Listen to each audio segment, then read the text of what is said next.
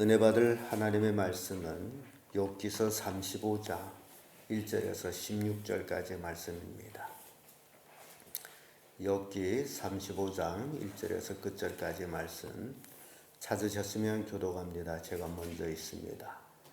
엘리후가 말을 이어 가로되 내가 이것을 합리하게 여기느냐 내 생각에 하나님보다 어렵다 하여 이르기를 유익이 무엇인고 범죄한 것보다 내게 이익이 무엇인고 하는구나. 내가 너와 함께 있는데 영혼을 깨달아라. 너는 하늘을 우러러보라. 내 위에 높은 궁창을 바라보라. 내가 범죄한들 하나님께 무슨 영향이 있겠으며 내 죄악이 감량한들 하나님께 무슨 상관이 있겠으며 내가 의로운들 하나님께 무엇을 드리겠으면 그가 내 손에서 무엇을 받으시겠느냐. 내 아버지와 같은 사람이나 아니할 따르며 내 의는 인생이나 유익하게 할 것이라. 사람은 학대가 많음으로 부르짖으며 세력 있는 자의 팔에 눌림으로 도움을 부르짖으나 나를 지으신 하나님 또 사람으로 하시는 영원하게 하시며 우리를 기억하시기를 당당히 짐승이 하시보다 더하게 하시며 우리에게 지혜 주시기를 황금이 내게 주심보다 더하시니까 어디 계신가 말하는 자가 하나도 없구나.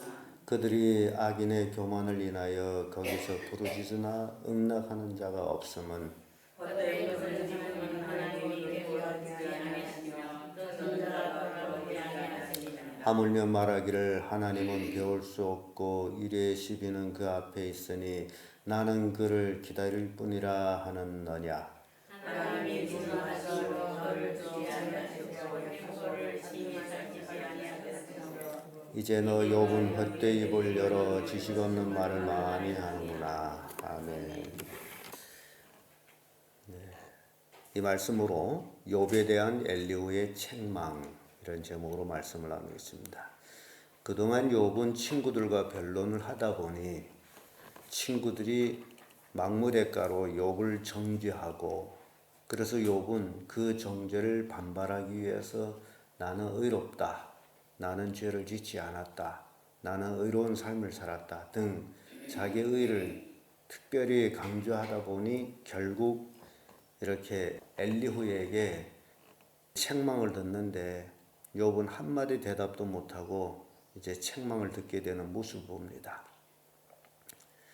왜냐하면 욥이 자기의 주장을 합리화하려고 했기 때문에 결국 이제 엘리후에게 책망을 받게 된 모습을 봅니다.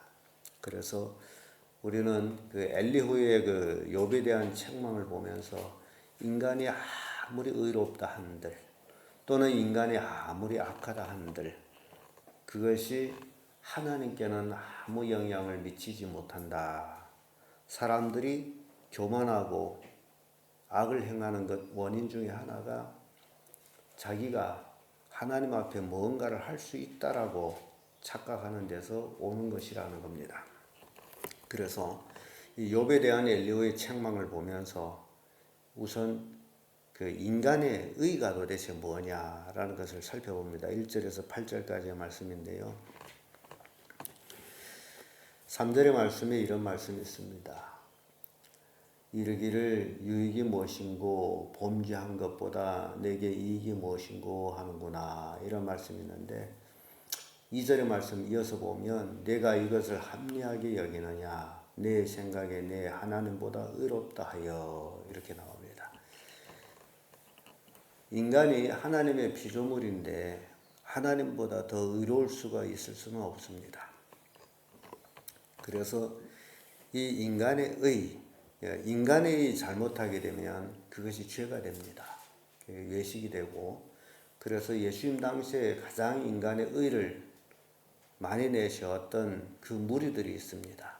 그 무리가 바로 바리새인들입니다. 굉장히 의롭게 살았어요. 예수님도 그 바리새인들의 의를 인정해 주십니다. 그런데 그들이 나름대로 자기들은 하나님 앞에 의롭게 살았다라고 하는 그런 자허감을 가질 때에 그것이 죄가 되었다라는 겁니다. 그러나 예수님은 그들의 의에 대해서 우리에게 또 말씀하시기를 너의 의가 바리새인들보다 낫지 못하면 결단코 하늘나라에 가지 못할 것이다. 그래서 굉장히 모순되는 얘기를 하는 것 같습니다. 우리 예수 그리스도를 믿는 사람들은 바리새인처럼 의롭게 살아야 된다라는 얘기를 하고 있습니다. 바리새인들은 자기를 내세우기 위해서 의롭게 살았다면 오늘날 그리스도인들은 그리스도인이기 때문에 의롭게 살아야 된다라는 것. 그래서 이 차이가 나옵니다. 그래서 엘리후는 욥이 스스로 의롭다라고 하는 그 의에 대해서 이렇게 책망을 합니다. 너는 하늘을 우러러보라. 내 위에 있는 높은 궁창을 바라보라. 하늘이 굉장히 높죠. 인간으로서 하늘을 바라볼 때에 하늘은 얼마나 높고 큰지 인간은 그 하늘 앞에서도 굉장히 작아집니다. 그래서 하늘을 보라라고, 하늘 궁창을 바라보라고, 그러면서 6절에 이런 얘기하죠. 내가 범죄한들 하나님께 무슨 영향이 있겠으며. 하늘이 이렇게 크고 웅장하고 높은데 하나님은 하늘 위에 계시는데 내가 범죄한들 하나님께 무슨 영향을 미치겠느냐. 인간은 이 땅에서 아무리 범죄하더라도 하나님께 영향을 미칠 수가 없습니다.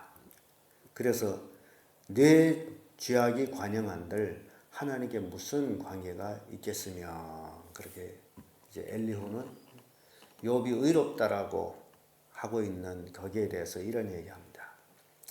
그러면서 내가 의로운들 하나님께 무엇을 드리겠으며 그가 내 손에서 무엇을 받으시겠느냐. 아무리 네가 의를 주장하고 있는데 그렇다 해서 네가 하나님 앞에 무엇을 드릴 수 있느냐. 실은 우리가 이렇게 생각해 보면 하나님께 드릴 수 있는 것은 실은 아무것도 없습니다. 그럼에도 우리는 하나님께 무언가를 드린다라고 할 때에 그것이 자기의 의를 드러내는 그런 결과가 된다는 거죠. 그래서 욥이 바로 그런 의미에서는 그렇게 살았습니다. 자기가 하나님께 무엇을 드린다라고 그렇게 생각했기 때문에. 그래서 자식들이 잔치하고 나면 꼭 자식들 위해서 하나님 앞에 제사를 드리는 그런 자기 스스로의 의로운 삶을 살아왔던 모습을 보게 됩니다. 그래서 결론적으로 8절에 이런 말씀합니다. 내 악은 너와 같은 사람이나 해할 따름이요. 사람이 악하게 행한다 할지라도 하나님께 영향을 주는 것이 아니라 너와 같은 사람이나 해야 할 뿐이다. 인간은 악을 행할 때에 그 악이 너와 같은 사람에게 해야 할 뿐이지 하나님께는 아무런 영향을 미치지 못하고, 또 거기에 나가서 내 의는 네가 의롭게 산다 할지라도 내 의는 인생이나 유익하게 할 뿐이라. 이 인생을 우리가 이제 의와 악을 이렇게 생각해 봅니다. 의롭게 살 때에 내 인생을 유익하게 한다. 그러니까 의롭게 삶으로 인해서 내 인생이 유익되지만은 하나님께는 아무 의미가 없다라는 거죠. 네가 악을 행할 때에 너 같은 사람이나 해야 할지 하나님께는 아무런 영향을 미치지 못한다. 그런 얘기예요. 그래서 인간의 의가 딱 잘못하면 그것이 외식이 되므로 죄가 된다는 겁니다. 인간은 하나님 앞에 그렇게 미약한 존재라는 겁니다. 우리는 성경을 통해서 하나님이 우리를 어떻게 만드셨는지를 우리는 알고 있습니다. 흙으로 인간을 만드셨는데도 그 흙 중에서도 먼지 흙으로 인간을 만드셨다라고 성경은 기록하고 있습니다. 그래서 우리가 하나님 앞에 설 때의 우리 모습은 먼지 흙, 그래서 아담, 흙이라는 얘기죠. 그런 존재예요. 티끌 같은 존재예요. 근데 우리가 하나님 앞에 무엇을 우리가 세울 수 있는 게 있느냐. 내가 이렇게 의롭게 살았습니다. 의미가 없다라는 거예요. 그리고 우리가 이 땅에 살면서 모든 것을 하나님 것을 가지고 사는데 하나님이 주시지 않은 것이 뭐냐. 다 하나님 것이에요. 그런데 우리가 무엇을 하나님께 드릴 수 있느냐. 아무것도 없습니다. 근데 우리가 하나님께 무언가를 드린다라는 그런 착각이 결국 스스로 의를 내세우는 것이 되는데 그것이 나중에 외식이되고 죄가 될 수 있다. 그래서 우리 신약에 들어와서는요, 우리의 의는 우리의 행위에 있는 게 아닙니다. 무엇을 우리가 해서 의로운 게 아닙니다. 우리의 의는 예수 그리스도를 내 구주로 믿음으로 인해서 신자칭의란 얘기입니다. 예수 그리스도를 믿음으로 하나님께서 우리를 의롭다 칭해 주는 겁니다.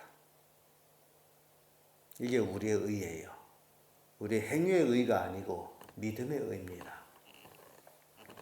그래서 구약시대 사람하고 지금 우리가 다른 것이 바로 그거예요. 그래서 우리는 하나님께 뭘 드릴 것이 있는 게 아닙니다. 아무것도 없습니다. 다만 예수 그리스도를 믿는 것 외에는 아무것도 없습니다. 그래서 예수 그리스도를 믿고 나서 의로운 삶을 사는 거예요. 이게 오늘날 그리스도인들이 삶의 모습입니다. 두 번째로 인간의 교만입니다.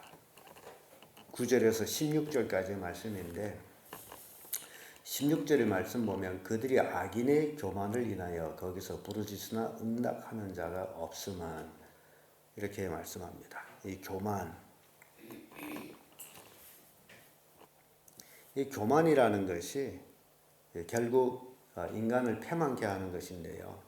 9절의 말씀 보면 사람은 학대가 많음으로 부르짖으며 세력이 있는 자의 팔에 눌림으로 도움을 부르짖으나 사람들이 하나님께 부르짖는 그 원인들을 이렇게 보게 되면 자기가 잘 나가고 잘 살고 편안하게 되면 절대 하나님께 부르짖지를 않습니다. 그래서 부르짖는 모습을 봤더니 사람이 학대를 받음으로 사람이 팔에 눌림으로 자기가 약함으로 하나님의 도움을 청해서 부르짖는 모습 봅니다. 그런 의미에서 우리가 생각할 때 이스라엘 백성이 요셉이 애굽의 총리로 있으면서 이스라엘 자손들이 다 이제 애굽으로 이사를 갑니다. 이사 가서 왕가의 대우를 받습니다. 애굽의 가장 좋은 땅에서 살고 가장 좋은 것을 먹고 권세를 부리고 부를 누립니다. 그런데 그때 하나님께 부르짖었다라는 얘기는 한 구절도 없습니다. 잘 먹고 잘 살고 있기 때문에 하나님의 도움이 필요 없었어요. 그러다가 요셉을 알지 못하는 새로운 왕이 올라와 가지고 이스라엘 백성을 노예로 삼아 가지고 부려먹을 때에 그 고통이 심함으로 비로소 하나님께 부르짖습니다. 왜 하나님께 부르짖어요? 자기들이 고통이 심함으로, 그래서 학대가 많음으로 부르짖고 세력 있는 자의 팔에 눌림으로 부르짖는다. 오늘 많은 사람들이 교회에 나와서 하나님께 부르짖는 자기 모습들을 한번 잘 생각해 보면 여기에서 진리를 깨닫게 됩니다. 내가 왜 하나님 앞에 나와 부르짖나? 뭔 어려움 때문에? 그것이 없을 적에는 내가 왜 부르짖지 않았느냐? 그런 거예요. 그래서 부르짖는다라는 것은 어려울 때만 부르짖는 게 아니라 늘 가까이 해야 되는 거죠. 그래서 이게 교만이라는 겁니다. 자기가 잘 나갈 때는 하나님을 찾지도 않아요. 교만이에요. 힘들 때 비로소 눈물 범벅이 되며 콧물 범벅이 되며 하나님께 부르짖습니다. 얼마나 인간이 어리석은가라는 것을 생각하게 됩니다. 그래서 그들이 악인의 교만을 인하여 거기서 부르짖으나 응답하는 자가 없으면 헛되이 부르짖으면 하나님이 결코 듣지 아니하시며 젖는 자가 돌아보지 아니하시며 교만을 품고 부르짖는 기도는 하나님이 듣지 않는다. 신약에 와서는 잘못된 정욕을 쓰려고 구하는 것은 응답이 없다라고 말씀을 하고 있는 것과 똑같은 얘기입니다. 인간이 교만하기 때문에 기도를 한다 할지라도 교만하게 하기 때문에 하나님의 응답은 없다라는 겁니다. 그래서 15절 16절을 보면 하나님의 진노하심으로 벌을 주지 아니하셨고 형포를 심히 살피지 아니하였으므로 이제 너 욥 헛되이 입을 열어 지식 없는 말을 많이 하는구나. 욥은 지나친 의를 강조하다 보니 책망을 들으면서 욥은 한마디 대꾸도 못합니다. 왜냐하면 엘리후가 욥을 정통해서 이제 책망하기 때문입니다. 그래서 엘리후는 마치 하나님을 대리하는 대리자같이, 욥이 친구는 세상을 대리하는 대리자처럼, 그래서 세상 친구들이 말할 때는 늘 대꾸를 했지만은 하나님의 대리자 같은 엘리후가 말할 때는 한마디도 대답지를 않습니다. 왜냐하면 그가 자기를 책망하는 것이 다 옳은 얘기였기 때문이에요. 그래서 오늘 우리는 35장을 통해 가지고 욥이 의를 주장하다가 결국 엘리후에게 혹독한 책망을 받습니다. 책망을 듣는다라는 것은, 책망은 더욱 지혜로운 자가 되게 합니다. 그래서 책망이 나쁜 것만 아니에요. 깨우쳐 주시고 그 책망을 받고 그대로 이제 고쳐 살아갈 때에 더 지혜로운 자가 됩니다. 그래서 이제 엘리후의 책망을 통해서 욥은 자기가 그동안 잘못된 의를 주장한 것에 대해서 나중에 회개하게 됩니다. 그래서 오늘은 35장을 통해 가지고 인간의 의와 인간의 교만이 어떤 것인지를 이제 살펴봤습니다. 여러분들도 신앙생활하면서 까딱 잘못하면 자기 의를 내세울 수가 있습니다. 나는 이렇게 살았다라고. 근데 그것은 하나님 앞에 아무 의미가 없습니다. 오로지 우리는 예수 그리스도를 믿는 의를 통해서 구원받는다라는 사실, 그걸 깊이 깨닫기를 바랍니다. 기도하겠습니다.